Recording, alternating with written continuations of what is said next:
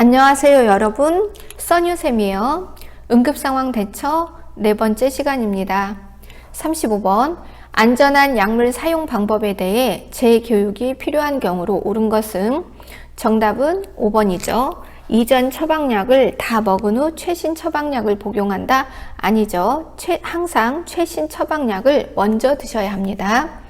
36번 안전한 약을 사용하기 위해 단골병원 의원을 정해서 다녀야 되는 이유는 중복 처방을 방지하기 위해서이죠. 37번 다음 중 니트로글리세린 같은 약물을 보관하는 방법으로 옳은 것은 햇빛을 받으면 약이 변할 수가 있어요. 그래서 빛을 차단하는 용기에 보관한다. 그래서 차광 보관이라고 합니다. 니트로글리세린은 관상동맥 혈관에 문제가 있는 환자들이 드시는 건데, 심장이 조이듯이 아픈 협심증 증상이 있을 때 혀 밑에 30초 이내에 녹아서 30분 이상의 효과를 발휘하는 응급약이에요. 그래서 혈관이 확장돼서 다량의 많은 피가 심장으로 가서 응급한 상황을 면하게 해주는 응급약입니다. 뿌리는 것도 있고 패치도 있고 혀 밑에 녹이는 알약도 있어요. 38번 다음 중 심폐소생술의 목적으로 옳은 것은 심장과 폐를 다시 불러서 살게 하는 기술인데, 이 기술을 하는 근본 이유는 산소가 차단되었을 때 우리 뇌는 버틸 수 있는 산소량이 4에서 6분 정도밖에 없어요. 그리고 뇌는 스스로 살 수가 없는 장기예요. 그래서 심장과 폐가 살아야 뇌가 살 수 있기 때문이죠. 최대한 빨리 심장과 폐를 살려야 뇌가 건강하게 살아날 수 있기 때문에 빠른 시간 이내에 심폐소생술을 해야 합니다. 5번 인공적으로 혈액순환과 폐에 산소를 공급하기 위해서이다. 영구적인 뇌 손상을 방지하기 위해서 빠른 시간 내에 심장과 폐를 불러서 살게 하는 심폐소생술을 시행한다. 39번 최대한 빠른 시간에 심폐소생술을 실시해야 하는 가장 중요한 이유는 심장과 폐를 다시 불러서 살게 하는 소생술, 영구적인 뇌 손상을 방지하기 위해서이죠. 이 뇌라는 장기는 아버지인 심장과 작은 아버지인 폐가 도와주지 않으면 스스로 살 수 없는 장기예요. 그래서 정답은 1번 뇌 손상을 방지하기 위해서입니다. 40번 다음 중 쓰러져 있는 대상자를 발견하였을 경우 가장 먼저 해야 될 응급처치로 옳은 것은 반응을 확인한다. 그래서 의식을 확인한다. 의식이 있는지 없는지 확인하는 게 가장 1순위예요. 3번은 반응 확인 또는 의식 확인, 같은 말이에요. 41번 심폐소생술의 반응 확인 단계에 대한 설명으로 옳은 것은 너무 세게 환자를 흔들거나 때리거나 하면 안 돼요. 혈관이 심장에서 터졌는지 뇌에서 터졌는지 알 수 없기 때문이죠. 그래서 어깨를 가볍게 두드리는 거. 2번 양쪽 어깨를 가볍게 두드리면서 확인한다. 42번 다음 중 의식이 없는 화장실에서 의식 없이 화장실에서 쓰러져 있는 대상자를 발견했을 경우 가장 먼저 해야 될 응급처치로 옳은 것을 찾아라. 그러면 의식이 없다는 것은 스스로 삼키고 스스로 뱉을 수 없고 스스로 호흡을 할 수 없다는 응급한 상황이죠. 도와달라고 외치는 겁니다. 도와주세요. 2번 도움을 요청한다. 43번 다음 중 심폐소생술의 단계로 옳은 것은 순서를 기억하세요. 3번 반응을 확인한다, 도움을 요청한다, 가슴을 압박한다, 기도 유지한다, 인공호흡한다, 상태 확인한다. 이렇게 순서를 물어보는 문제가 나올 수도 있습니다. 그러면 눈으로 많이 익혀 놓으세요. 환자를 발견했으면 반응을 확인한다, 도와주세요, 도움을 요청한다, 가슴을 누르도록 한다, 기도 유지, 공기가 지나가는 길이 꺾이지 않도록 확장시켜준다, 인위적으로 공기를 호흡해준다, 상태를 확인한다입니다.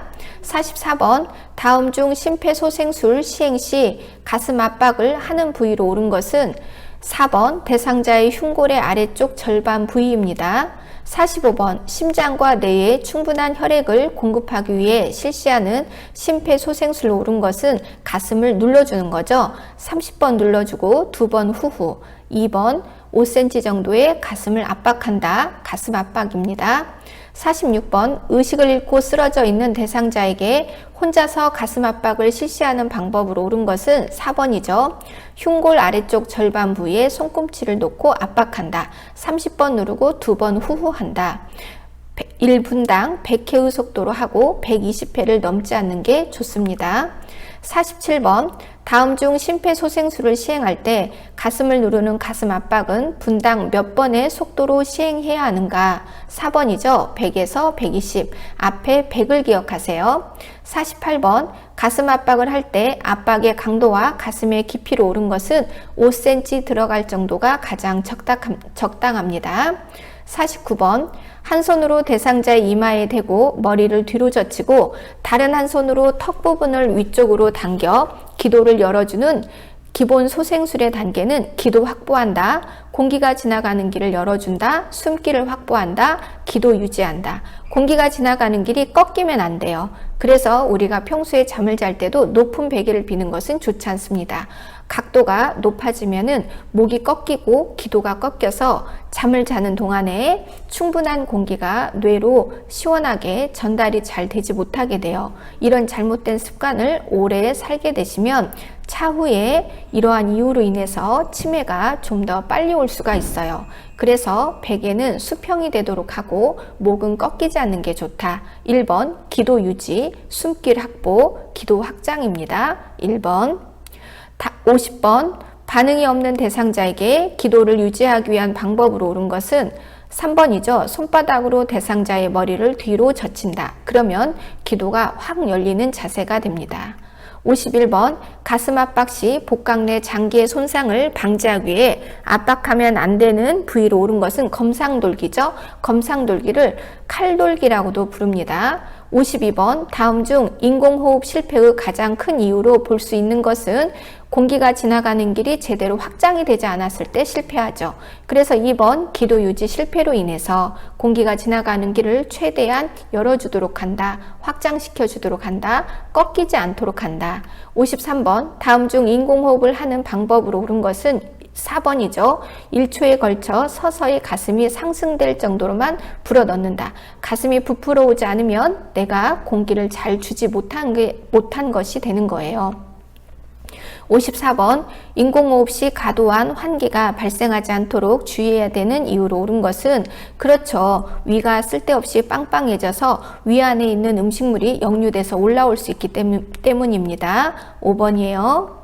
55번 인공호흡 시 대상자의 가슴이 상승되지 않을 경우 올바른 대처 방법은 다시 기도 확보를 잘 하는 것입니다. 5번 머리 기울임, 턱 들어 올리기를 다시 정확하게 시행해서 기도가 잘 열리도록 한다. 56번 2인의 구조자가 심폐소생술을 하는 경우 가슴 압박 시행자를 교대해 줘야 되는 시점으로 옳은 것은 그렇죠. 가슴을 누르고 인공호흡을 5차례 시행한 후에는 교대해 주도록 한다. 57번 다음 가로 안에 들어갈 내용으로 옳은 것은 인공호흡을 하기 위한 가슴 압박 중단을 할 경우에는 10초를 넘으면 안 돼요. 10초.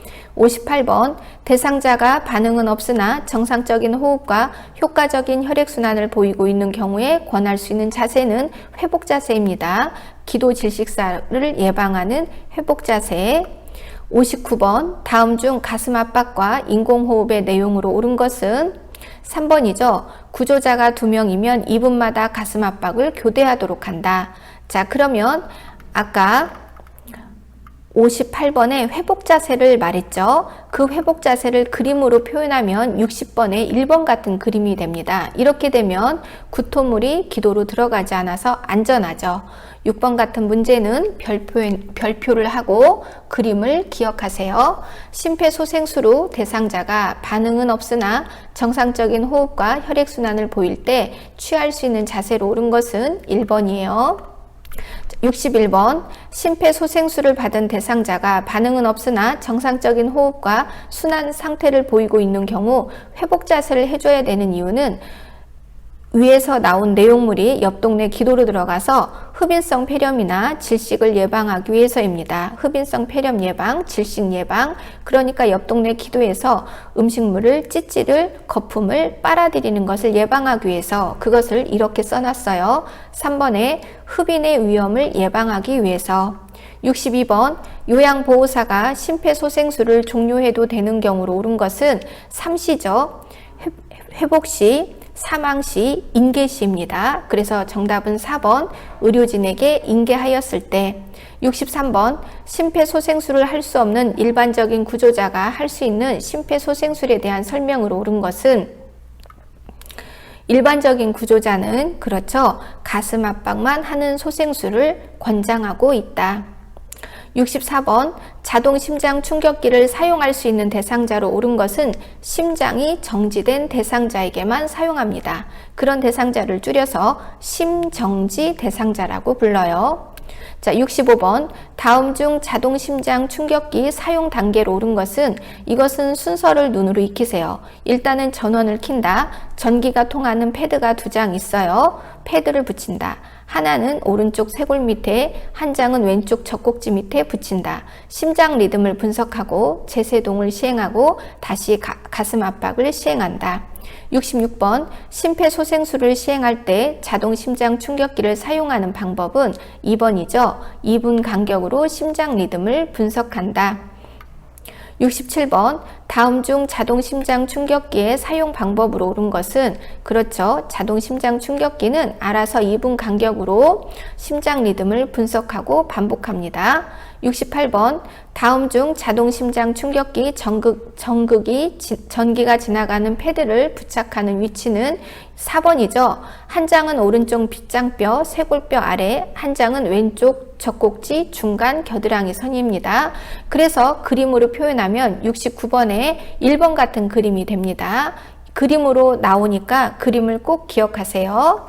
1번에 별표 하시고요. 70번 자동 심장 충격기 사용 시 제세동 시행 후 즉시 해야 되는 것으로 옳은 것은 가슴을 빨리 누르도록 한다. 가슴 압박을 한다. 71번 다음 중 자동 심장 충격기의 사용 방법으로 옳은 것은 3번이죠. 분석 중이니 물러나라는 음성 메시지가 나오면 손을 떼도록 한다. 그렇지 않으면 정확한 판단을 충격기가 할 수 없기 때문이에요. 자, 그렇게 해서 응급 상황 대처 문제풀이는 끝났습니다. 수고하셨습니다.